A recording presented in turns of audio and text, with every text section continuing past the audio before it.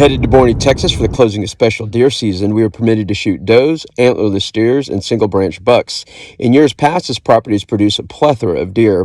That was not the case this weekend.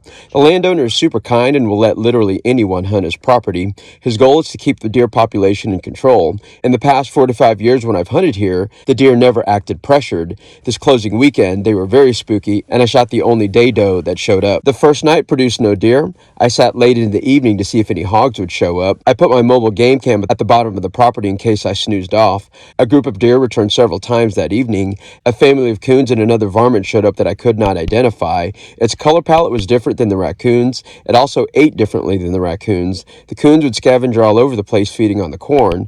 This creature hovered over the corn for 5 to 10 minute intervals, never moving. He eventually worked his way to the game cam, and it was a porcupine. Late the next morning, when I was literally packing up for the hunt, I noticed a doe at roughly 100 yards. I would be using my 300 Win short mag and the 135 grain power hammer.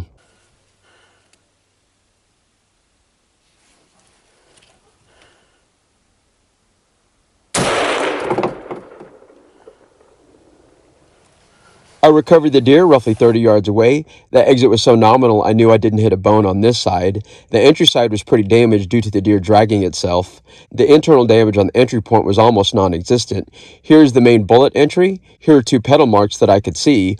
On the exit side you could see the bullet completely pass through and 3 petal exits. That evening, nothing showed up, but my buddy Sean informed me that he shot an axis deer.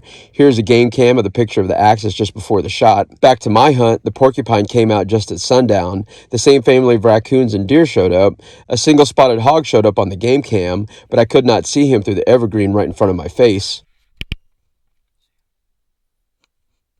He showed up 30 minutes later.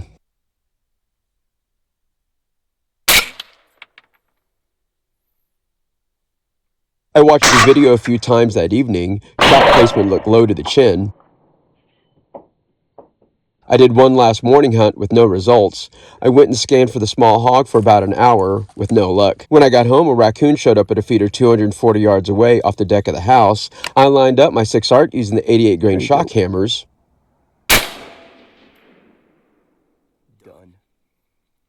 240 yards. Deer don't even care.